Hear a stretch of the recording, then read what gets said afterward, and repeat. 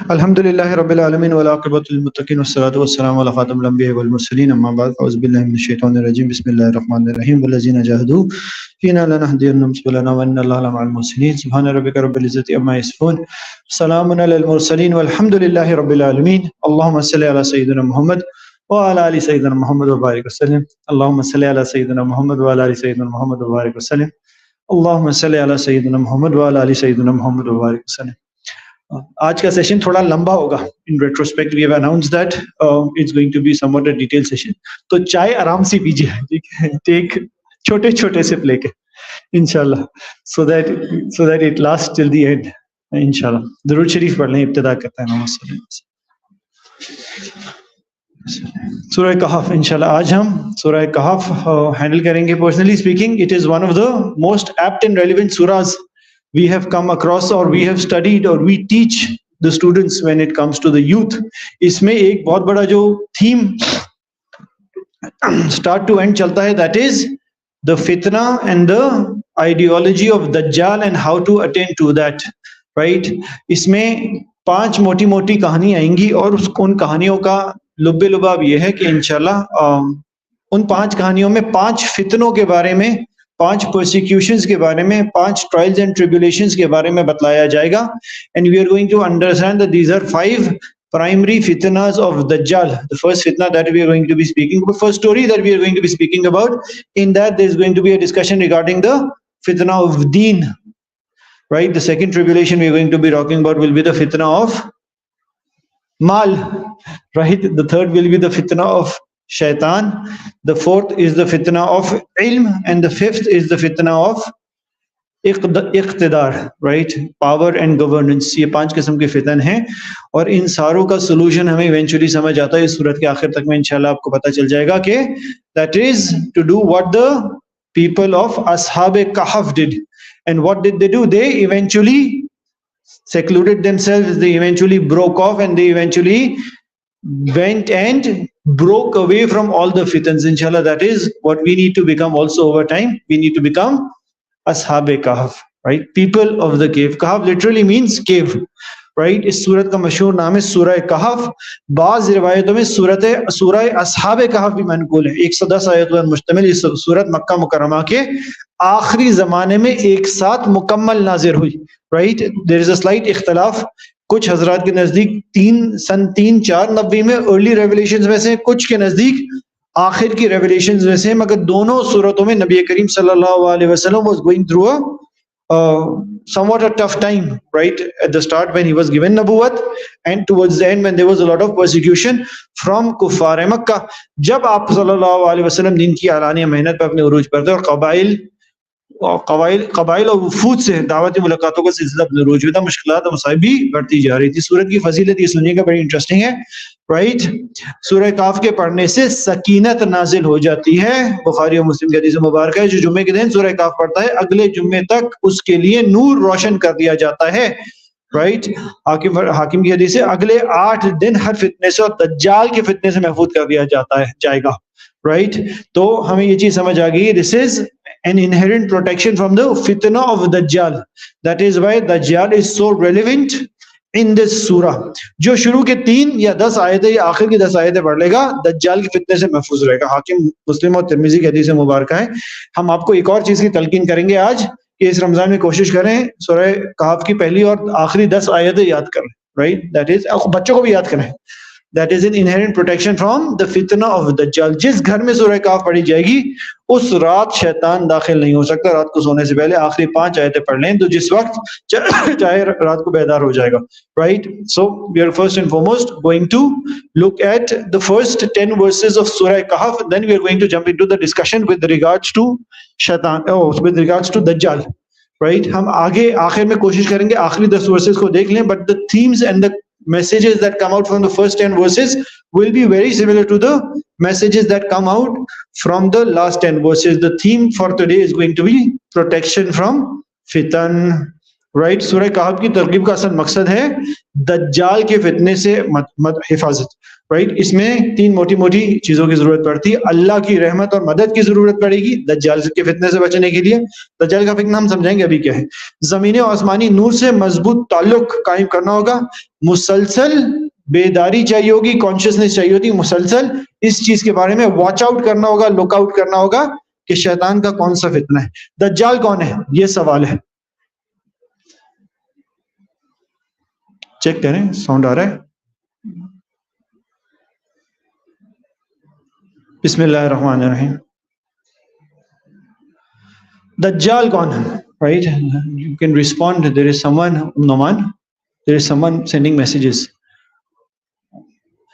آپ جواب دے دیں. دجال کون ہے, رائٹ. اس کے بارے میں حدیث مبارکہ سے ہم نے کچھ دجال کے بارے میں فن فیکٹس ایکسٹریکٹ کیے ہیں. Right, we are going to call them fun facts because there is so much information regarding this person. Right, چلے پہلی چیز میں واضح کر دوں. شاید آج کے سیشن سے پہلے 3 لوگوں نے مجھے میسج کر کے پوچھ لیا مولوی صاحب دجال اور شیطان ایک ہی چیز ہے. تو بھائی دجال اور شیطان ایک چیز نہیں ہے. Right, شیطان is a separate creature of اللہ تعالیٰ. Right, مخلوق ہے شیطان بھی, اور شیطانوں کا سردار ہے وہ ابلیس ہے. Right, and Dajjal is going to be انسان, a human being and a مخلوق of Allah subhanahu wa ta'ala, somewhat similar to a human being. Right, so there is a big difference between Dajjal and Shaitan. Dajjal کا لفظ دجل سے ماخوذ ہے جس کا مطلب ہے جھوٹ چھپا لینا, مکر و فریب. وہ باطل کے ذریعے حق کو چھپا لے گا. حدیث کی روشنی میں متعین شخص کا نام ہے جس کے فتنے سے تمام انبیاء ڈرایا کرتے تھے. Right, وہ ایران یا عراق اور شام کے درمیان رستے سے خروج کرے گا, تمام دنیا کو فتنہ و فساد میں مبتلا کرے گا. Right, خدائی کا دعویٰ کرے گا, رزق, بارش اور دنیا کے خزانے اس کے قبضے میں دیے جائیں گے. وہ بے شمار کرشمے دکھائے گا جیسے مردے کو زندہ کرنا, بارش برسانا, قحط سالی لانا, یہ ساری چیزیں. اس کے متتابعین زیادہ تر یہودی ہوں گے. Those who follow him are mostly going to be Jews. 70,000 یہودیوں کی جماعت اس کی فوج میں شامل ہوگی. ساری حدیث مبارکہ سے فیکٹس کوٹ کریں ہم. رائٹ, 70,000 سے یہودیوں کی جماعت اس کی فوج میں شامل ہوگی. اس کے جو پیروکار ہوں گے ان میں یہودیوں کے علاوہ کمزور ایمان والے مسلمان اور بڑی تعداد خواتین کی بھی ہوگی. Right, and the fifth fact regarding Dajjal is حضرت مہدی اس کے مقابلے میں دمشق میں تیاری کر رہے ہوں گے. رائٹ, حضرت مہدی آئیں گے, وہ اس کے مقابلے میں دمشق میں تیاری کر رہے ہوں گے. حضرت عیسیٰ علیہ السلام کا نزول ہوگا, زبردست جنگ ہوگی, یہودیوں کا خاتمہ ہو جائے گا. دجال مقام لود پر حضرت سیدنا عیسیٰ علیہ السلام کے ہاتھوں ایونچولی آخر میں قتل ہوگا. There is so much more detail to this that we can jump into, but the time does not permit us to go into the details. Right, بسم اللہ الرحمن الرحیم. پہلی 10 آیتوں کا ہم ترجمہ دیکھتے ہیں. اس میں سے جو پوائنٹس ایکسٹریکٹ ہو رہے ہیں وہ کریں, پھر we are going to go to the 4-5 stories. Right, اعوذ باللہ من الشیطان الرجیم. بسم اللہ الرحمن الرحیم. الحمدللہ الذی انزل علی عبدہ الکتاب ولم یجعل لہ عوجا. تمام تعریفیں اللہ کی ہیں جس نے اپنے بندے پر کتاب نازل کی اور اس میں کسی قسم کی کوئی خامی نہ رکھی. Right, this last point, the last part of this verse is in itself a mu'azzah of Allah Ta'ala. Allah Ta'ala has openly told us more than 1400 years ago that there is no possible update that will come to the Quran Kareem. Right, آج سے 100 سال پہلے 100 سال پہلے 25 سال پہلے اگر آپ موبائل فون دیکھتے نا تو وہ اتنا بڑا ہوتا تھا. Right, آج سے اگر آپ 50 سال پہلے کمپیوٹر دیکھتے تھے نا تو 4 MB کا کمپیوٹر اس کمرے کے جتنا ہوتا تھا. Right, innovation is required in every technology that is man-made. Innovation is required in any invention that is man-made in order to improve it and upgrade it. Right, even simple software like Windows requires constant updates in order to improve the performance. گویا ہمیں یہ سمجھ آ گیا انسان کی بنائی ہوئی ہر چیز کے اندر گنجائش ہوتی ہے امپروو کرنے کی. اللہ تعالیٰ نے اس کا ڈسکلیمر قرآن کریم میں آلریڈی دے دیا کہ جب سے قرآن آیا ہے, نازل ہوا ہے, تب سے قیامت تک قرآن کریم کا کوئی اپڈیٹ نہیں آنا, چاہے سافٹ ویئر اپڈیٹ ہو چاہے hard where update who. This is the full and final version. It is going to hold true till the end of times. Right, so this is the first understanding we receive. قَيِّمًا لِيُنذِرَ بَأْسًا شَدِيدًا مِنْ لَدُنْهُ وَيُبَشِّرَ الْمُؤْمِنِينَ الَّذِينَ يَعْمَلُونَ الصَّالِحَاتِ إِنَّ لَهُمْ أَجْرًا حَسَنًا. ایک سیدھی سیدھی کتاب ہے جو اس کے لیے نازل کی ہے, جو لوگوں کو اپنی طرف ایک سخت عذاب کی آگاہ کرتی ہے اور مومن نیک عمل کرتے ہیں ان کو خوشخبری دے دے کہ ان کو بہترین اجر ملنے والا ہے. تو ادھر سے ہمیں ایک اور تھیم نظر آ گئی آخرت کا عذاب کی تھی، رائٹ، اور نیک اعمال کی تھی. ماں کسی نبی عبادہ وینظر الذین قالوا اتخذ اللہ ولدا، رائٹ. تیسری تھیم ہمیں ادھر نظر آ گئی، the negation of the concept of Trinity. ادھر اللہ تعالیٰ کی کوئی اولاد نہیں ہے، right. This understanding has been developed that اللہ تعالیٰ کی کوئی اولاد نہیں ہے. گویا دا کانسیپٹ آئیڈیا آف وحدانیت، توحید، یہ واضح ہو گئی، اور negation of the Christian concept of Trinity ہوگی. معلوم بھی من علم ولا لآبائهم کبرت کلمۃ تخرج من افواہہم ان یقولون الا کذبا فلعلک باخع نفسک علی آثارہم، رائٹ، ان لم یؤمنوا بهذا الحدیث. اے پیغمبر، ان لوگوں کو قرآن اس بات پر ایمان لائے نہ لائے تو ایسا لگتا ہے جیسے تم افسوس کر کے ان کے پیچھے اپنی جان کو. گویا نبی کریم صلی اللہ علیہ وسلم کو پہلی 10 ورسز میں بھی دلاسا دیا جا رہا ہے کہ اللہ کے رسول، آپ کا کام ہے پیغام پہنچانا، نہ کہ ہر ایک کو گھول گھول کے پلانا. آپ کا کام ہے پیغام پہنچانا، نہ کہ اس کے بعد کسی چیز کی فکر کرنا، رائٹ. ان جعلنا ما علی الارض زینۃ لها لنبلوہم ایہم احسن عملا. اور اللہ تعالیٰ نے واضح کر دی آخرت کے بارے میں کہ یقین جانو کہ روئے زمین پر جتنی چیزیں ہیں ہم نے انہیں زمین کی سجاوٹ کا ذریعہ اس لیے بنایا ہے تاکہ لوگوں کو آزمائیں کہ ان میں کون زیادہ اچھے اعمال کرتا ہے. گویا اگلا کانسیپٹ اینڈ آئیڈیا ادھر آ گیا ہے، دیٹ از آخرت اینڈ زینت. دنیا کی زینت کی حقیقت کیا ہے، and the concept and ideology of آخرت. وَإِنَّ لَجَاعِلُونَ مَا عَلَيْهِمْ صَعِيدًا جُرُوزًا أَمْ حَسِبْتَ أَنَّ أَصْحَابَ الْكَهْفِ وَالرَّقِيمِ كَانُوا مِنْ آيَاتِنَا عَجَبًا إِذْ أَوَى الْفِتْيَةُ إِلَى الْكَهْفِ وَقَالُوا رَبَّنَا آتِنَا مِن لَّدُنكَ رَحْمَةً وَهَيِّئْ لَنَا مِنْ أَمْرِنَا رَشَدًا. کہ گویا پھر آخر میں ایک وہ دعا آتی ہے جو اصحاب کہف مانگتے ہیں. بات کا لب لباب یہ ہے، پہلی اور 10 آیتوں میں جو ہے نا 4-5 موٹی موٹی باتیں آ گئی ہیں. فرسٹ اینڈ فارموسٹ قرآن کی عظمت آ گئی ہے، جیسا کہ ہم نے پہلے ورس میں دیکھا، رائٹ. کامل توحید پر کامل ایمان کا تذکرہ آ گیا. آخری 10 آیتوں میں بھی یہی ہے، کامل توحید پر کامل ایمان کا تذکرہ آ گیا. بار بار اللہ سبحانہ تعالیٰ نے وہ جو ٹرینٹی کا کانسیپٹ نگیٹ کیا نا اور ایمان کی بات کی، تو گویا اس کانسیپٹ کا انٹروڈکشن ہو گیا ہے، رائٹ. رسالت کی ضرورت نبی کریم صلی اللہ علیہ وسلم کو بار بار بتایا جا رہا ہے کہ your job is just to put the message across. رسالت میں آپ کی ذات سے محبت اور عشق نبی کریم صلی اللہ علیہ وسلم کی ذات کو انٹروڈیوس کرایا گیا ہے. فکر آخرت کی بار بار تذکرہ کیا گیا ہے ان 10 آیتوں میں. کامل ایمان کے ساتھ جواب دہی کا ڈر اور تیاری کی فکر، گویا اس چیز کی فکر کرنا کہ آخرت میں ہمیں جواب دینا ہوگا، یہ بھی پہلی 10 آیتوں میں انٹروڈیوس ہو گیا ہے. اور رجوع الی اللہ، right, the concept that we need to establish تعلق with Allah subhanahu wa ta'ala, that is also established in the first 10 verses of the surah Kahf. انشاءاللہ اس کے بعد ہم 5 قصے دیکھتے ہیں جو اس سورت مبارکہ میں تذکرہ ہوتا ہے. ان سے ہم لیسنز آف ٹیک کریں گے، and then we are going to go to the solutions with regards to فتنہ of Dajjal. right. ہم نے فتنہ of Dajjal کے بارے میں یہ سمجھ لیا کہ 5 موٹے موٹے فتن ہے، جیسے میں نے بتایا test and tribulations that the shaitan is going to try and engage us in. First and foremost, like I said, is going to be the fitna of deen. تو اصحاب کہف کی بھائی سٹوری ایسی ہے کچھ کم و بیش کہ یہ the story of the sleepers, that is what it is called in the Christian mythology, right. تو ان کی سٹوری کم و بیش کچھ ایسی ہے کہ کچھوں کے نزدیک 5 لوگ تھے، کچھوں کے نزدیک 6 لوگ تھے، کچھوں کے نزدیک 7 لوگ تھے. حضرت عیسیٰ علیہ السلام نبی کریم صلی اللہ علیہ وسلم کے بیچ کا کوئی ٹائم ہے، رائٹ، جب یہ موجود تھا. یہ اپنے زمانے کے عیسائی تھے. These 6-7 people were probably believers in حضرت عیسیٰ علیہ السلام, Christians, right. And there was a time when in the area or in the علاقہ they were all pagans who were persecuting these 7 or 6 or 5 Christians that were there. Right, they were severely persecuted because of their religion and because of their belief on Allah subhanahu wa ta'ala. Right, اس سے ہمیں پہلا of ٹیک مل گیا کہ whenever religiosity comes, whenever دینداری comes, whenever نیکی comes, it comes at a cost. Right, اس کی کوئی قیمت ہوتی ہے. You will, when you become closer to Allah ta'ala or adopt a deendar lifestyle, there is going to be somewhat a price to be paid.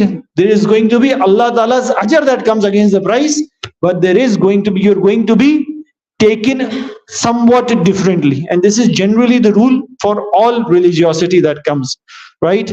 So they were religious people and they were paying the price for their religiosity. Eventually what they decided was کہ ہم سارے کے سارے کسی غار میں جا کے بیٹھ جاتے ہیں. تو they decided that they're going to go to a cave and they're going to hide away and seclude away from people. Right. The second off take that we get from here is کہ when the persecution becomes too much, there is no harm in moving away from people. The idea and concept of migration اور traveling for the sake of اللہ تعالیٰ, ایک جگہ سے دوسری جگہ جانا اللہ کے لیے، اللہ کے دین کے لیے، اللہ کے دین کے کام کے لیے، یا اپنی دین کی حفاظت کے لیے، اس کے بارے میں ادھر سے ہمیں دلیل بھی مل جاتی ہے، اس کے استحباب کا بھی پتہ چل جاتا ہے، رائٹ.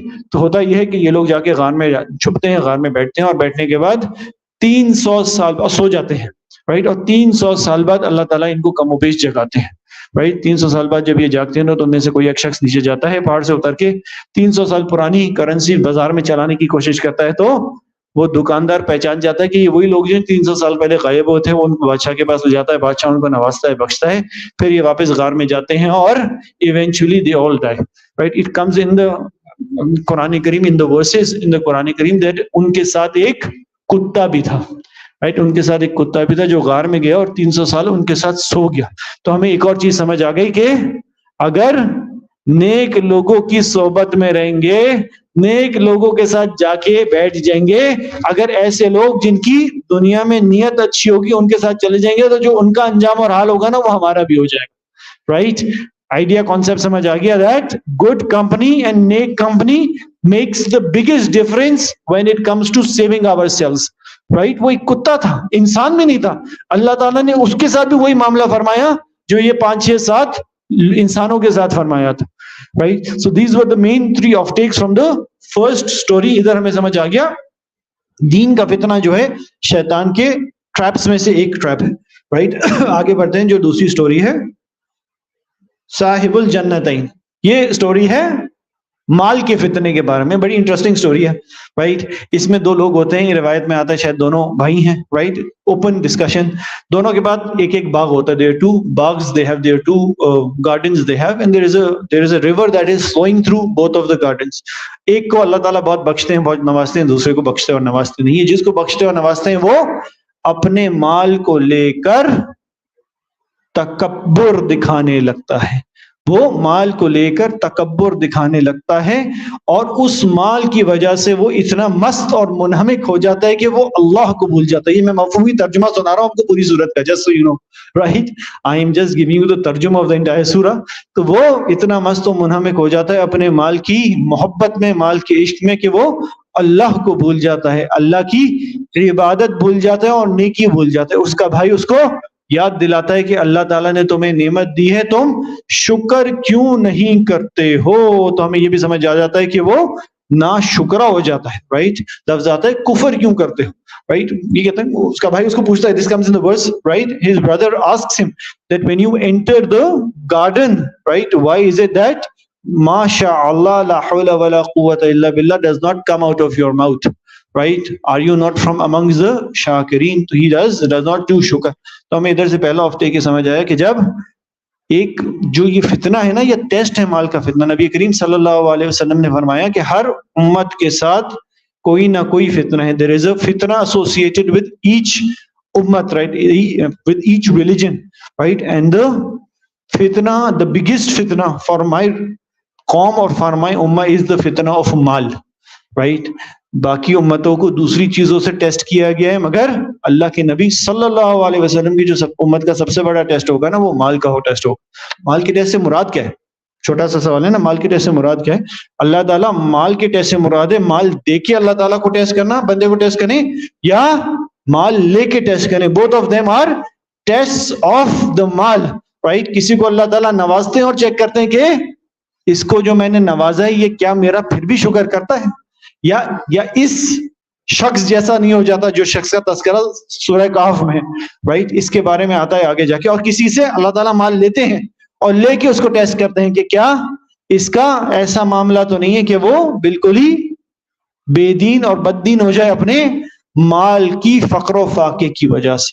تو گویا اللہ تعالیٰ نے ان دونوں چیزوں کو اس صورت میں بھی بتلا دیا اور بتلا بھی دیا. these are tests that are going to be sent upon you, and it comes later in the verse کیا یوم لا ينفع مال ولا بنون الا من اتى الله بقلب سلیم، رائٹ. آگے آیت مبارکہ آتی ہے جس میں مال اور اولاد کی بات ہوتی ہے. اس کی تفصیل انشاءاللہ آگے ہم آپ کو بتا دیں گے. تو اس شخص کے بارے میں کیا بتلایا جاتا ہے کہ یہ اللہ تعالیٰ سے ایسا گمان بھی کرتا ہے کہ چونکہ اللہ تعالیٰ نے اس کو مال دیا ہے، اس سے پوچھا جاتا ہے کہ اس کو جب بتلایا جاتا ہے یا پوچھا جاتا ہے کہ تم اللہ تعالیٰ کی طرف رجوع کیوں نہیں کرتے، تو کہتے ہیں اللہ تعالیٰ already loves me. This is a مفہومی ترجمہ.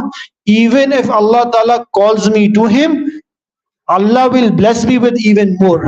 Right? تو اس کی مال کی بینچ مارکنگ ایسی ہوئی ہے کہ وہ اپنا مال کو لے کے سمجھتا ہے چونکہ اللہ تعالیٰ نے مجھے دنیا میں مال دیا ہوا ہے، لہٰذا آخرت میں بھی، اور یہ نشانی ہے میری اللہ تعالیٰ کی طرف قبولیت کی، یہ نشانی ہے میری اللہ تعالیٰ کی طرف قبولیت کی، آخرت میں بھی جب اللہ سے ملاقات ہوگی چونکہ اللہ تعالیٰ نے مجھے دین میں نوازا ہے لہٰذا آخرت میں بھی نوازیں گے. رائٹ؟ تو مال کا فتنہ ایسا ہے کہ انسان کو اس چیز میں مبتلا کر دیتا ہے، اس چیز میں مبتلا کر دیتا ہے جو اللہ تعالیٰ کی سے زیادہ امیدیں لگانے والا بن جاتا ہے. تو جیسا کہ میں نے آپ کو بتایا نا، مال is not a criteria for success عند اللہ even 1%. Right? It does not matter if one person has millions and billions in his bank account and if the other person has nothing in his bank account. What matters, the litmus test, yet again I told you earlier, the litmus test is how much time are we spending in the calm of Allah subhanahu wa ta'ala, in the itaat of Allah subhanahu wa ta'ala, in the service to deen and on the shariat and sunnat.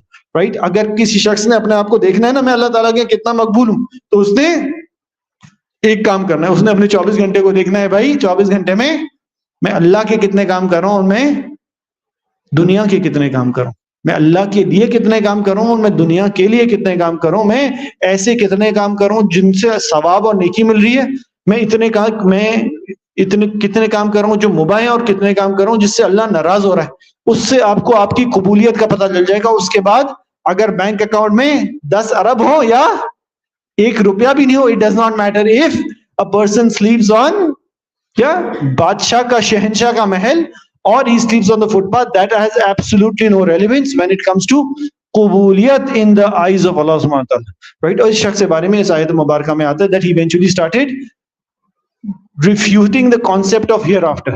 Right? اتنے مال میں مست و منہمک تھا کہ eventually یہ کہنے لگ گیا کہ I will never be dying. Right? ہم میرے پاس تو موت آئے گی نہیں, اللہ تعالیٰ مجھے موت کبھی دیں گی نہیں, ونعوذ باللہ, یہ مرنے کے بعد واپس اٹھایا نہیں جائے گا. تو مال کا فتنہ جو ہے انسان کو اتنے سارے ٹیسٹ میں ڈال دیتا ہے. رائٹ, اگلی سٹوری ہے اس میں, وہ سٹوری ہے قصہ ابلیس کی. رائٹ, جس میں اللہ تعالیٰ ابلیس کو سجدہ کرنے کے بارے میں کہتا ہے اور ابلیس سجدہ کرنے سے منع کرتا تھا. یہ سٹوری ہم نے ان ڈیٹیل پہلے بھی گزاری ہے, لہٰذا we are going to zoom through it, and the idea concept is the fitna of iblis, fitna of shaitan, and the concept idea of تکبر. جو انسان کا تکبر ہے نا وہ انسان کو کہیں کا نہیں چھوڑتا. رائٹ, انسان کا تکبر انسان کو کہیں کا نہیں چھوڑتا. اور اگلی سٹوری میں ہم دیکھیں گے کس طرح حضرت موسیٰ علیہ السلام کا تکبر ان کو, حضرت موسیٰ علیہ السلام کی عاجزی اور انکساری is so praiseworthy, so praiseworthy. ہم پیچھے دیکھتے ہیں نا صحاب الجنتین کے قصے میں, ہم دیکھتے ہیں کہ اس شخص کے اندر تکبر بہت ہے, شو آف بہت ہے. Right, that person tries to show off his wealth over and over, and this is yet again something we need to understand, that showing off or being pompous, right, being a shoda, right, never works well. Right, for anybody, irrespective of having mal or no mal, even in other cultures other than our culture, if someone shows off, he's generally considered repulsive. کوئی جاننے والا آپ کا ہمارا بھی کوئی زیادہ شو of کر رہا ہوتا ہے نا, مجھ سے فاصلہ رکھنے کی کوشش کرتے ہیں, چاہے وہ ایکچوئل ویلتھ ہو یا دکھاوے کی wealth who. Right, the reason is very similar, because this thing is something which is extremely negative and extremely poisonous, I feel. Right, this concept of showing off. تو ادھر بھی تکبر کی وجہ سے شو آف ہو رہا تھا, ادھر بھی شیطان کا تکبر تھا جو اس کو مروا رہا تھا, ابلیس کا تکبر تھا وہ جو اس کو مروا رہا تھا. اگلا قصہ جو اس سٹوری میں آئے گا, اس صورت میں آئے گا, وہ ہے قصہ حضرت موسیٰ علیہ السلام اور حضرت خضر کا. This is a very interesting قصہ. اس کے 3 حصے ہیں. رائٹ, موسیٰ علیہ السلام سے پوچھا جاتا ہے کہ دنیا میں سب سے زیادہ علم والا کون ہے. رائٹ, ٹو دیٹ موسیٰ علیہ السلام سیز کہ اللہ تعالیٰ میں ہوں. یہ بات موسیٰ علیہ السلام کی اللہ تعالیٰ کو پسند نہیں آتی. رائٹ, اللہ سبحانہ تعالیٰ somewhat does not like موسیٰ علیہ السلام making this claim. Right, and this is موسیٰ علیہ السلام, اللہ تعالیٰ کے کیا one of the most beloved people to Allah subhanahu wa ta'ala, right, the Nabi of Allah ta'ala, given a Shariat and book also, right, given such a big ummah. Right, موسیٰ علیہ السلام کی والی بات اللہ کو پسند نہیں آتی. اللہ تعالیٰ ان سے کہتا ہے نہیں, تم سے بھی زیادہ ایک با حکمت اور با علم انسان ہے, تم جاؤ ذرا مرج البحرین پہ اور اس سے جا کے ملو. right? And then Musa alayhi salam makes a plan. I'm going to go to Marajul Bahrain and meet this person. Meet this person. نشانی بچائی جاتی ہے, نشانی بتائی جاتی ہے کہ ادھر جا کے آپ ایک مچھلی لے کے جائیں اور جدھر آپ سے مچھلی کھو جائے گی نا اس جگہ وہ شخص ہوگا. موسیٰ علیہ السلام اپنے ساتھ ایک کمپینین حضرت یوشع کو لے کے جاتے ہیں جن کو بعد میں نبوت بھی ملتی ہے, اور اس کمپینین کو لے کے جاتے ہیں. Eventually they go upon that path. آیت مبارکہ میں آتا ہے کہ حضرت موسیٰ علیہ السلام tells his companion, we are going to continue going towards that rasta of Maraj al-Bahrain till we meet this companion. Till we meet this companion. اس سے ہمیں نظر آتا ہے موسیٰ علیہ السلام کی کمٹمنٹ اینڈ انکساری, رائٹ؟ اللہ تعالیٰ کا حکم تھا تو پورا کرنا تھا, right? Eventually they get to a point where he loses his fish and there he meets Hazrat Khizer alayhi salam. And Hazrat Musa alayhi salam tells Hazrat Khizer alayhi salam, first and foremost, that I want to learn from you. Right? I want to learn from you. اس سے ہمیں ایک موٹا سا of ٹیک ملتا ہے. First and foremost, عاجزی and انکساری. You should never feel to accomplish to learn new things. Right? موسیٰ علیہ السلام نبی ہیں, شریعت مل چکی ہے, کتاب مل چکی ہے, اس کے بعد کا قصہ ہے, آپ سمجھ رہے ہیں؟ اس کے باوجود موسیٰ علیہ السلام کیا فرما رہے ہیں؟ I want to learn from him. Right? اور اس کے بعد موسیٰ علیہ السلام مجاہدہ بھی کریں, کوشش بھی کریں, right? اور اس کے بعد eventually he goes and meets this person, right? One more off take that we get from the story until this point is کہ علم حاصل کرنے کے لیے بھیا سفر تو کرنا پڑتا ہے, right? You have to give قربانی and you have to do safar in order to get ilm, right? The real ilm comes at the doorstep of the scholars, right? اصل علم آتا ہے علماء کے سامنے بیٹھ کے. آپ کچھ بھی کہہ لیں, اینڈ وہ سامنے بیٹھنا فزیکلی ہوتا ہے, ورچولی نہیں ہوتا. آج ہم بہت کھل کے بات کر دیں گے, آپ کو اچھی لگے نہ لگے. ورچوئل صحبت has absolutely is not even comparable to physical صحبت. Virtual learning is not comparable to learning in an actual classroom. If someone does not have an option, he's living in a country or he's living in a place or position where he has absolutely no way to actually go and learn bil mushafa from a person, then of course there is a question to be learning online or virtually. But if for a person living in Karachi, right, جس کو اتنے سارے مدارس کا, علماء کا, مشائخ کا, مفتی حضرات کا ایکسس اویلیبل ہے, may it be a man or a woman, it is absolutely not understandable or logical, quote unquote, for them to be virtually learning something, given there is no extreme limitation, right? Given there is no extreme limitation. Now of course if someone wants to recap something that is online, then that is fine also, but real ilm yet again happens bil mushafa when you sit in front of someone. حضرت جبرائیل علیہ السلام نبی کریم صلی اللہ علیہ وسلم کے پاس آئے نا, وہ حدیث مبارکہ ہے, کیا نام ہے اس حدیث کا؟ حدیث جبریل, رائٹ؟ تو اس میں آتا ہے جبرائیل علیہ السلام نبی کریم صلی اللہ علیہ وسلم کے سامنے آ کے ایسے بیٹھے کہ ان کا گھٹنا نبی کریم صلی اللہ علیہ وسلم کے گھٹنے کو چھو رہا تھا, right? And then the conversation happens. Then the conversation happens, right? ادھر بھی ہمیں سمجھ آتا ہے the real conversation and real exchange of knowledge and noor happens when the sitting is bil mushaf. Story میں ہم کہاں تک پہنچے تھے؟ موسیٰ علیہ السلام کی ملاقات ہو چکی تھی حضرت خضر علیہ السلام کے ساتھ. According to many scholarly opinions, خضر علیہ السلام was not a prophet. According to some he was, right? But according to many he was not. This is yet again you have to understand the ajzi, inkisari and the humbleness of Musa alayhi salam when he is going to a non-nabi to learn an ilm that he does not have, right? تو آگے story کے 3 حصے ہیں. موسیٰ علیہ السلام خضر علیہ السلام کے ساتھ آگے آنورڈ سفر پہ چلتے ہیں. ان سے کہتے ہیں کہ مجھے علم سکھائیے. تو ایک کنڈیشن لگاتے ہیں خضر علیہ السلام کہ سکھائیں گے ہم آپ کو سب, بشرط یہ کہ آپ سوال نہیں پوچھیں گے, right? بشرط یہ کہ سوال نہیں پوچھیں گے. موسیٰ علیہ السلام agrees کہ ٹھیک, if you say we are going to سمعنا وأطعنا, right? آپ نے کہا اور ہم نے مان لیا. سیکھنا ہے نا, سیکھنا ہے, right? اللہ کے نبی کی بات ہو رہی ہے, اللہ کے نبی کی بات ہو رہی ہے. عاجزی اور انکساری کا عالم یہ ہے. موسیٰ علیہ السلام آگے بڑھتے ہیں خضر علیہ السلام کے ساتھ کشتی میں ایک, right? اس کشتی کو تھوڑا سا آگے لے جاتے ہیں, آگے جاتی ہے کشتی میں چھید کر دیتے ہیں. Then they get off at the next stop. موسیٰ علیہ السلام خضر علیہ السلام سے پوچھتے ہیں اس میں چھید کیوں کر دیا؟ اچھا خاصا شریف اور نیک شخص تھا جس کی کشتی میں ہمیں اور آپ بیٹھے تھے, اچھا خاصا نیک انسان تھا, اس نے ہمیں complimentary free ride the, yet you damage the کشتی. The first response Musa alayhi salam, Khizer alayhi salam says that ہماری آپ کی بات کیا ہوئی تھی, what was the condition? That you are not going to ask questions.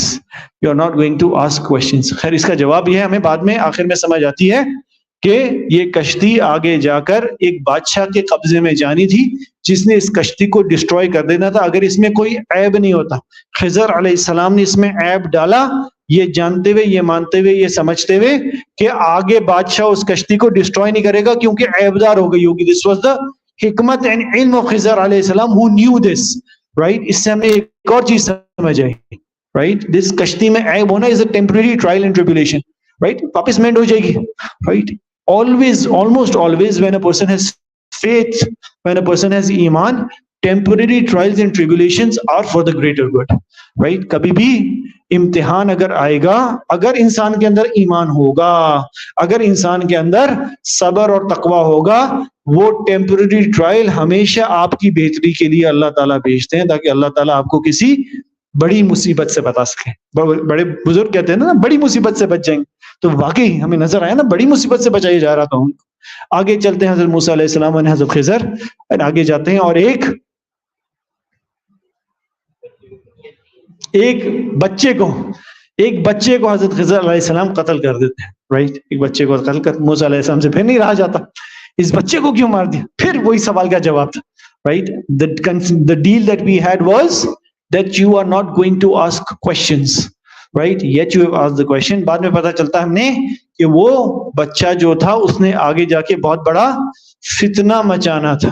آخر میں جب خضر علیہ السلام سارے جواب بتاتے ہیں نا, ان میں یہ جواب بتاتے ہیں کہ اس نے آگے جا کے بہت بڑا فتنہ بچانا تھا, اس وجہ سے آئندہ کے لیے بچانے کے لیے اور دنیا کو فتنے سے بچانے کے لیے اس کو قتل کرنا ضروری تھا, رائٹ؟ اس کو قتل کرنا ضروری تھا, رائٹ؟ ان روایتوں میں آتا ہے دیٹ اس سے ہمیں ایک اور آف ٹیک ملتا ہے. کیا آف ٹیک ملتا ہے؟ آیت مبارکہ میں بھی آتا ہے کہ when Allah subhanahu wa ta'ala takes one thing, Allah subhanahu wa ta'ala blesses you with something better, right? So Allah subhanahu wa ta'ala took away this child and eventually blessed the world with a lesser fitna, right? So this is yet again an off take. آگے جاتے ہیں موسیٰ علیہ السلام and خضر, حضرت خضر علیہ السلام, right? I'm going to continue, I'm going to switch between Hazrat Khizer and Khizer alayhi salam, right? Because the dalail regarding him being a nabi or a non-nabi are so strong on both sides, right?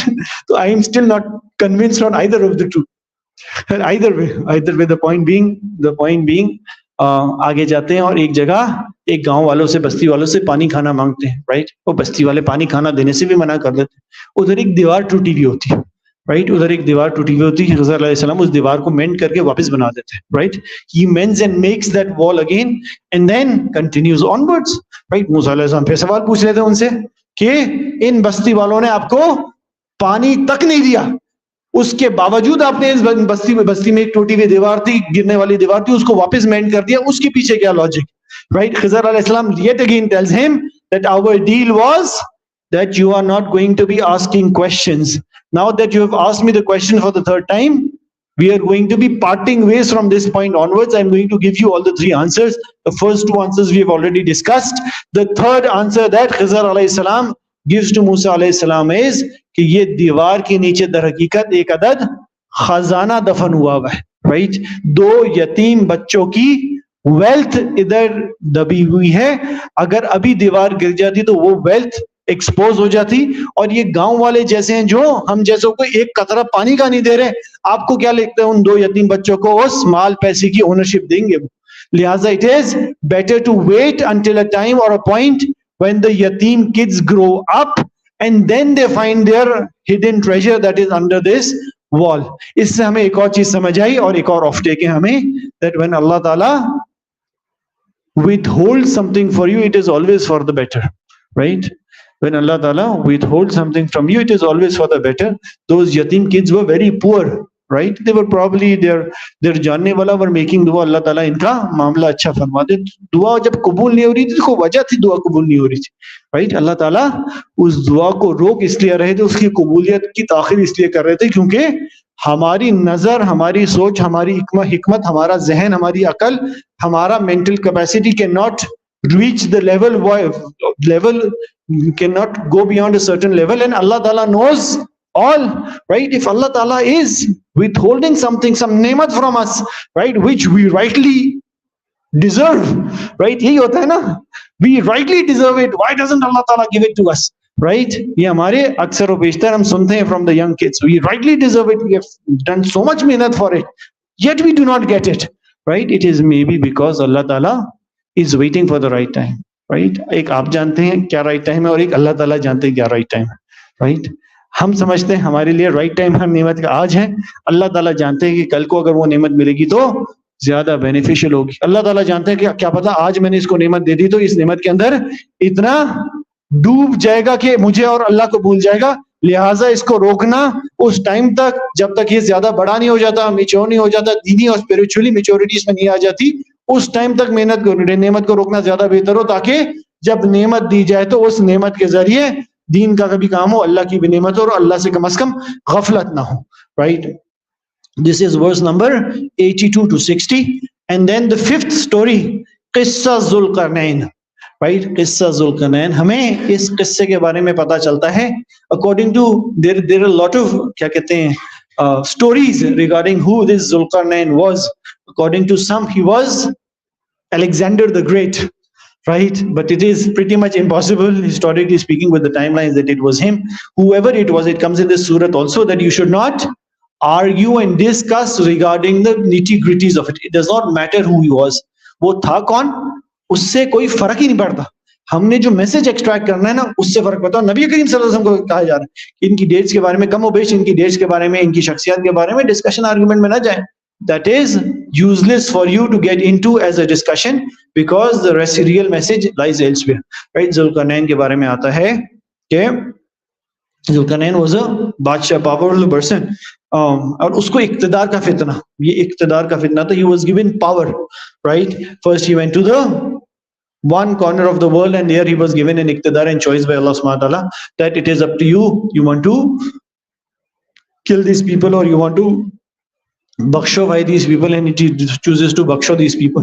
Then he goes to the other corner of the world, and some similar iqtidar is given to him regarding the choice regarding his people, and he chooses what is best and khair for everybody. And then he goes to a third place whereby the people ask him and tell him that there is a qawm behind the mountains, right? The qawm of Yajuj and Majuj, and they continue to bother us, and they continue to harm us, and they continue to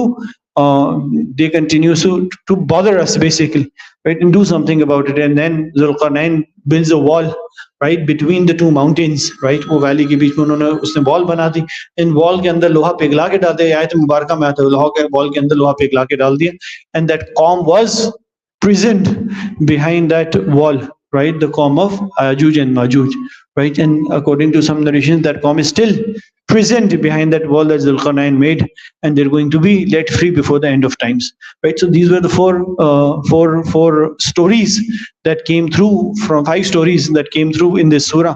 Usme hame bahut sare mote lessons nazar aate hain, right? Jo ki maine aapke samne likh di hain.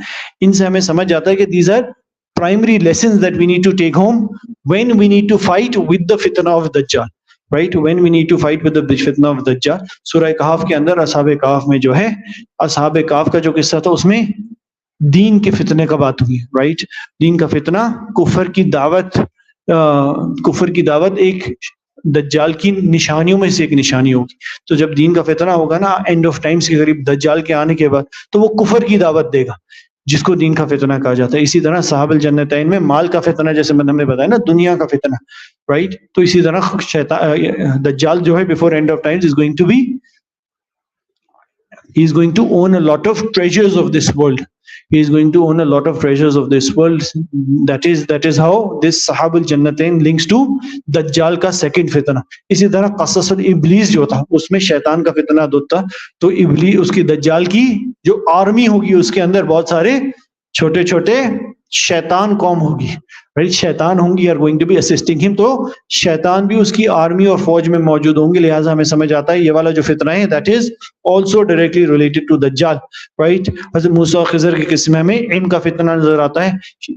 دجال کے بارے میں آتا ہے کہ اس کی technology کی مہارت اتنی ہوگی that he is going to be able to convince a layman that he is God, right? His power over ilm and his power over technology would be so much that he will be able to develop new ilm that will misguide people, and people who have weak iman will actually be convinced, right? اسی طرح قصہ ذوالقرنین میں ہم نے بتایا اقتدار یا حکومت کا جو فتنہ ہے نا اس میں مضبوط اقتدار دجال کے پاس ہوگا. he is going to be ruling over the entire world other than the divinely protected places which is Makkah and Medina, right?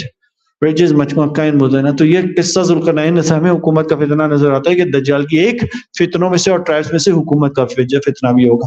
اب اس صورت کے اندر ہم چلتے ہیں, اس میں سے ہم 3-4 پوائنٹس آف ٹیک کرتے ہیں, اور یہ ہم ان قصوں میں نہیں جائیں گے, ہم قصوں کے بعد والے حصوں میں رہتے ہیں, رائٹ؟ قصوں کے بعد والے حصے میں لیتے ہیں. اعوذ باللہ من الشیطان الرجیم واتل ما اوحی الیک من کتاب ربک, اور اے پیغمبر تمہارے پروردگار کی طرف سے وحی کے ذریعے جو کتاب بھیجی گئی ہے اس سے پڑھ کر سنا دو.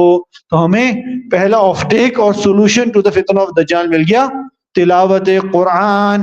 واصبر نفسک مع الذین یدعون ربهم بالغداۃ والعشی یریدون وجہہ, رائٹ؟ اور اپنے آپ کو استقامت سے ان لوگوں کے ساتھ ساتھ رکھو جو صبح و شام اپنے رب کو اس لیے پکارتے ہیں کہ وہ اس کی خوشنودی کے طلبگار ہیں. تو ہمیں دوسرا آف ٹیک اس صورت مبارکہ سے مل گیا to save our souls from the فتنہ آف دجال, اینڈ دیٹ از نیک صحبت. اللہ تعالیٰ نے نیک صحبت کی بھی اس صورت مبارکہ میں بات کر دی, رائٹ؟ اور پھر اللہ سبحانہ تعالیٰ فرماتے ہیں وَلَا تَعْدُ عَيْنَكَ عَنْهُمْ, اور تمہاری آنکھیں دینوی زندگی کی خوبصورتی کے تلاش میں رہتی ہیں, تُرِيدُ زِينَةَ الْحَيَاةِ الدُّنْيَا, اور تلاش میں ایسے لوگوں سے ہٹنے نہ پائیں, رائٹ؟ تو دنیا کی حقیقت کے بارے میں بتا دی کہ دنیا از آل اباؤٹ دنیاوی حسن, رائٹ؟ اور آپ پھر فرماتے ہیں وَقُلِ الْحَقُّ مِن رَبِّكُمْ فَمَنْ شَاءَ فَلْيُؤْمِنْ وَمَنْ شَاءَ فَلْيَكْفُرْ إِنَّا أَعْتَدْنَا لِلظَّالِمِينَ نَارًا, اور کہہ دو کہ حق جو تمہارے رب کی طرف سے آ چکا ہے, اب جو چاہے ایمان لے آئے اور جو چاہے کفر اختیار کر لے, ہم نے بے شک سامنے ظالم ہوگی. بولا اللہ سبحانہ تعالیٰ اپنی قرآن کی حقانیت کی بھی بات کر دیتے ہیں. پھر اللہ سبحانہ تعالیٰ اگلی جو آیت مبارکہ ہے نا, these are extracts from the سورہ مبارکہ, right? اِنَّا لَا نُضِيعُ أَجْرَ مَنْ أَحْسَنَ عَمَلًا, right? کہ اے لوگوں, اللہ تعالیٰ کسی کے اچھے عمل کو اور اجر کو ضائع نہیں کرتے. اللہ سبحانہ تعالیٰ does not waste the عمل or the اجر of his نیک people, رائٹ؟ اللہ تعالیٰ کسی کی بھی نیکی کو ضائع نہیں کرتے. گویا جو میں آپ کو بار بار ایک بات کر رہا ہوں نا, اللہ تعالیٰ بہت قدردان ہے, رائٹ؟ اللہ تعالیٰ بہت قدردان ہے. اللہ تعالیٰ اتنے قدردان ہے کہ اللہ تعالیٰ کے سامنے اگر ایک نیکی اور 100 گنا جائے نا, تو اللہ تعالیٰ وہ 100 گنا بھلا کے ایک نیکی کو یاد رکھتے. اور دنیا کا تقاضا کیا ہے, رائٹ؟ ہم کسی کے ساتھ زندگی بھر اچھی طرح پیش ہے نا, ایک بلنڈر مار دیں تو وہ کیا کرتا ہے, سارے پرانی نیکیوں کو بھول جاتا ہے, سارے پرانے اچھے رویوں کو بھول جاتا ہے, right? Most of you, some of you may be married, this happens with the Begum also, right? زندگی بھر عمران بھائی نیکی سے اچھی طرح پیش آتے اپنی بیگم سے, ایک بلنڈر مار دیتے تم تو کچھ کرتے ہی نہیں ہو, رائٹ؟ یہ ہوتا ہے نا, یہ ہوتا ہے. سو دس از دا موسٹ قریبی رشتہ پرسن ہیز, رائٹ؟ ادھر سب سے زیادہ شفقت اور محبت والا معاملہ ہونا چاہیے, رائٹ؟ ہونا چاہیے نا, ادھر سب سے شفقت اور معاملہ محبت والا معاملہ پہ ہونا چاہیے, ادھر بھی ایسا نہیں ہوتا.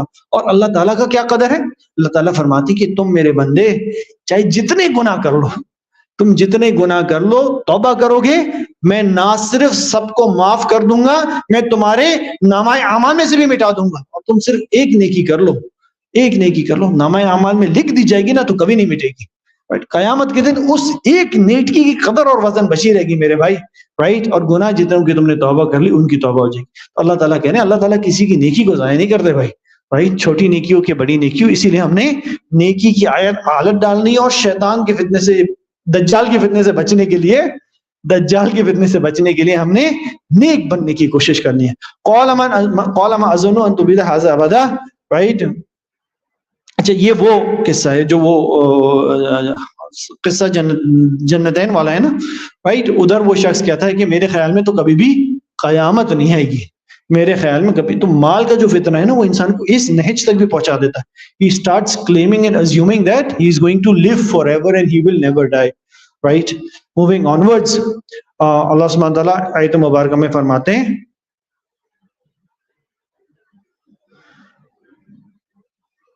هنالک الولایۃ اللہ الحق هو خیر ثوابا خیر عقبہ. ایسے موقع پر آدمی کو پتہ چلتا ہے کہ مدد کا سارا اختیار صرف اللہ کو حاصل ہے. جب سب کچھ ڈوبا جاتا ہے نا, یہ وہ والا قصہ ہے صاحب جنتین کے آخر میں, جب سب کچھ ڈوبا جاتا ہے تو اللہ تعالیٰ فرماتے ہیں کہ جب سب کچھ ڈوبا جاتا ہے نا, سب کچھ ختم ہو جاتا ہے, when everything goes from کیا, کبھی عرش پر کبھی فرش پر, جب عرش سے فرش پر آ کے گرتے ہیں نا تو اس ٹائم اس چیز کی ریئلائزیشن اور احساس ہوتا ہے کہ اللہ تعالیٰ کے پاس ہی سب اختیار ہے. جیسے اللہ تعالیٰ دیتے ہیں ویسے ہی, جیسے اللہ تعالیٰ پل پل میں دیتے ہیں ویسے ہی اللہ تعالیٰ پل پل میں لے بھی سکتے ہیں. Right person, the successful person is that person who manages to do shukr for every نعمت given to him. رائٹ پھر اللہ سبحانہ تعالیٰ دنیا کی حقیقت بتاتے ہیں. المال والبنون زینت الحیات الدنیا, کہ یہ مال اور یہ جو اولاد ہے نا یہ دنیا کی زینت ہے میرے بھائی. یہ مال اور جو اولاد ہے یہ دنیا کی زینت ہے. It is okay to have them, it is okay to be engaged and involved in them, but these are only going to help you or remain with you within the دنیا. جس دن اس دنیا سے تم جاؤ گے تو تمہارا مال بھی تمہارے ورثاء کے پاس ہوگا, اور تمہارا جو بنون ہے, اولاد ہے, بیٹا ہے, جس کے بارے میں تمہیں اتنا گرو اور تکبر ہے کہ میرے 4 بیٹے, میرے 6 بیٹے, میرے 8 بیٹے, وہ تمہیں اپنے کندھوں پہ رکھ کر قبر میں چھوڑ کے آئیں گے. 2 دن 4 دن 6 دن تمہاری قبر پہ آ کے فاتحہ پڑھ لیں گے, اس کے بعد تمہاری قبر پہ بھی نہیں آئیں گے. رائٹ جس دن وہ تمہیں کندھے پہ اٹھائیں گے نا, تمہیں باپ نہیں میت بولیں گے. رائٹ اللہ تعالیٰ یہ واضح فرما رہے ہیں. It is okay, it is okay to have them, it is okay to find sukoon in them, but realize and understand they are only for this world and they will remain within this world. Al-malu wal-banunu zinatul hayatid dunya wal-baqiyatus salihatu khairun inda rabbika sawabun wa khairun amala. کیا فرمایا, مگر وہ جو باقی رہنے والی چیزیں وہ صالحات ہیں, رائٹ, وہ جو نیکیاں ہیں وہ باقی رہنے والی چیزیں اور وہ ثواب ہے اور خیر والے اعمال ہیں. رائٹ اللہ تعالیٰ نے واضح فرما دیا کہ اگر آخرت میں کوئی چیز تمہیں لے کے جانی ہے, اگر آخرت میں تمہیں کوئی چیز مدد کرے گی تو وہ تمہاری نیکی اور نیک اعمال ہے. رائٹ تمہارے اچھے اعمال ہیں. رائٹ ادھر سے ہمیں ایک اور لیسن ملتا ہے. In order to save our souls from the فتنہ آف دجال we should understand and realize that یہ مال اور اولاد جو ہے یہ ہمارے ساتھ نہیں جائے گی مگر نیکی جائے گی. نیکی پہ فوکس کرنا چاہیے. رائٹ وَيَوْمَ نَسِيرُ الْجِبَالُ وَتَرَى الْأَرْضَ بَارِزَةً وَحَشَرْنَاهُمْ فَلَمْ تُغَادِرْ مِنْهُمْ. جس دن ہم پہاڑوں کو چلائیں گے اور زمین کو دیکھو گے وہ کھل پڑے گی اور ہم سب کو اچھا اکٹھا کر دیں گے اور ان میں سے کسی ایک کو بھی نہیں چھوڑیں گے. Right this is something we can discuss letter.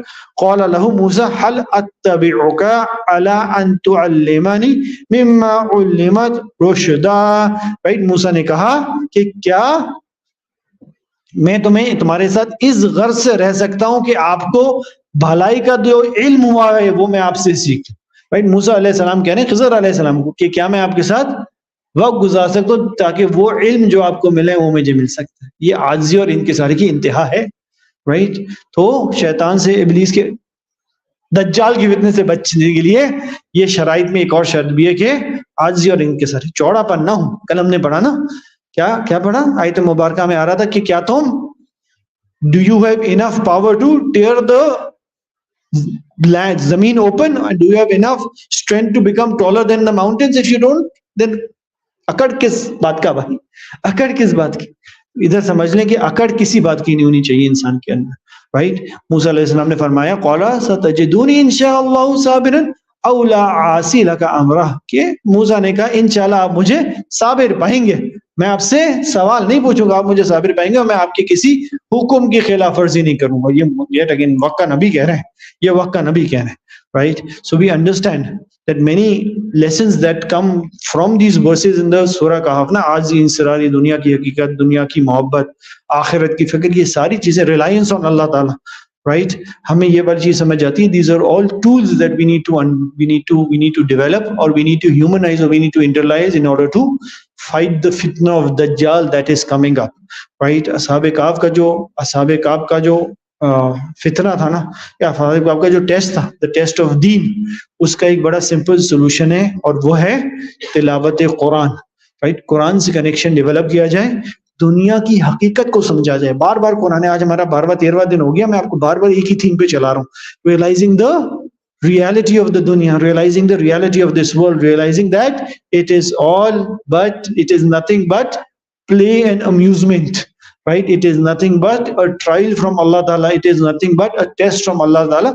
اس چیز کو ذہنی اعتبار سے اگر ہم انٹرنلائز کر لیں گے نا تو our view and perspective on life is going to change, right? پھر یہ جو مال کے پیچھے کیا بولتے ہیں باولوں کی طرح لگے ہوئے ہوتے ہیں نا، کسی طرح بینک اکاؤنٹ چوڑا ہو جائے، رائٹ؟ وہ سمجھ آ جائے گا آپ کو کہ it is irrelevant in the longer scheme of events. میں آپ کو بار بار یہ کہتا ہوں، I come across people who have hit 60, 65, they have money in the bank account which you, right, میرے آپ کے لیے وہ انفینٹ کے قریب پہنچ جائے گی، right? And they have absolutely no interest in it. ان کو سمجھ نہیں آ رہا ہوتا ہم کیسے خرچ کر کے اس کو فارغ کریں تاکہ جا کے جواب، اور یہ وہ نیک والے ہیں تاکہ آگے جا کے جواب نہ دینا پڑ جائے. جس کے پیچھے زندگی کے 60 سال انہوں نے اللہ کو، اللہ کے قرب کو قربان کیا ہوتا ہے، نمازوں کو قربان کیا ہوتا ہے، 60-65 سال کی عمر میں جب چھوٹے بھائی اور چھوٹے کزن اللہ کو پیارے ہو جاتے ہیں نا، سمجھ آ جاتی ہے کہ بھائی یہ جو 60 سال ہم نے کر لیا نا، اس کے پیچھے غلط کر لیا، اب کسی طرح we should make amends and amend, right? And this is something people eventually, neck people eventually who have faith and who have sabr and who have taqwa eventually realize, right? ہمیں یہ بات سمجھ آئی کہ دنیا کی حقیقت اور فکر آخرت کریں گے نا تو یہ جو دین کا فتنہ ہے نا اس سے ہم بچ جائیں گے. دوسرا صاحب الجنتین ہے، جس میں ہم نے آپ کو بتایا دنیا کا یا مال کا فتنہ ہے، رائٹ؟ اس کی solution is also very simple and same, and that is having the fikr of آخرت, right? آخرت کو پہچانو کہ آخر میں جا کے ذرا برابر نیکی کا بھی سوال ہوگا اور ذرا برابر گناہ کا بھی سوال ہوگا. یہ جو ذرا ہے نا، اس ذرے کو ہم کیا عادت میں کر دیتے ہیں، تو عادت کا گناہ چلتا ہے مولوی صاحب، رائٹ؟ سب کرتے ہیں تو ہم بھی کر لیتے ہیں. یہ سوشل پریشر کا جو گناہ ہوتا ہے نا، that's also mind blowing. It boggles my mind, کیونکہ میرا بھائی گناہ کرتا ہے اور میرا باپ گناہ کرتا ہے اور میرا دادا گناہ کرتا ہے، میرا چاچا گناہ کرتا ہے، لہٰذا میرے لیے بھی حلال ہوگی، رائٹ؟ جانتے ہوئے، رائٹ؟ نیک ہیں، سمجھتے بھی ہیں، نماز بھی پڑھتے ہیں، مگر چونکہ سب کرنے لہٰذا بھائی ایسے ہم معاشرے میں، سوسائٹی میں کیسے رہیں، رائٹ؟ سو یہ چھوٹی چھوٹی چیزوں کے بارے میں کانشیس ہونا اور سمجھنا، that is absolutely essential to save our souls from the فتنہ آف دجال.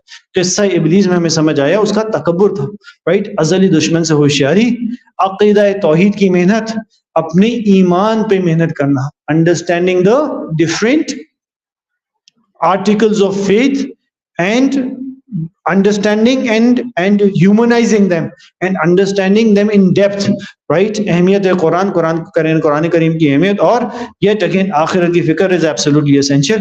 قصہ موسیٰ خضر میں ہمیں نظر آ رہا ہے کہ ازلی دشمن سے بیزاری اور تواضع اور انکساری. ازلی دشمن والی بات پیچھے ہو گئی، شیطان کو ریکگنائز کرنا، رائٹ؟ دجال کو ریکگنائز کرنا، دجال کے فتن کو پہچاننا، اور ہمیشہ ہیوملٹی ہونا، ہمیشہ عاجزی ہونا، ہمیشہ اپنے آپ کو دوسروں کے سامنے چھوٹا سمجھنا. آپ کسی کے سامنے اپنے آپ کو بڑا دکھا کے جو ہے نا کبھی بھی کچھ بڑا حاصل نہیں کر سکتے، رائٹ؟ اپنے سامنے بھی کوئی بہت بڑا آتا ہے نا جو who demands not commands, who expects a lot of respect from us, we are never open with them, right? آپ کے ساتھ بھی یہ ہوتا ہے، اس کے روب میں آئے ہوئے ہوتے ہیں، رائٹ؟ اگر آپ نے ایسا نہیں بننا، اگر آپ نے لوگوں سے سیکھنا ہے، اگر آپ نے لوگوں کو سکھانا ہے، اگر آپ نے دین کی محنت کرنی ہے، اگر آپ نے دین پر عمل کرنا ہے، اگر آپ نے نیکی کرنی ہے، تو اس سب کے لیے شرط ہے عاجزی اور انکساری، having humility in whatever you do, right? And there is something called ظاہری humility, there is something called باطنی humility. ایک ہوتا نہیں یار میں تو بہت عاجز ہوں، میں تو زمین پہ بیٹھوں، رائٹ؟ ایک ہوتا ہے دل میں فیل کرنا، یہ رائٹ؟ ایک اور چیز ہوتی ہے دل میں فیل کرنا، that is something which is even more difficult and which is actually the اصل عاجزی اور انکساری، right? So باطنی انکساری and عاجزی is absolutely essential to save ourselves from the fitna of Dajjal.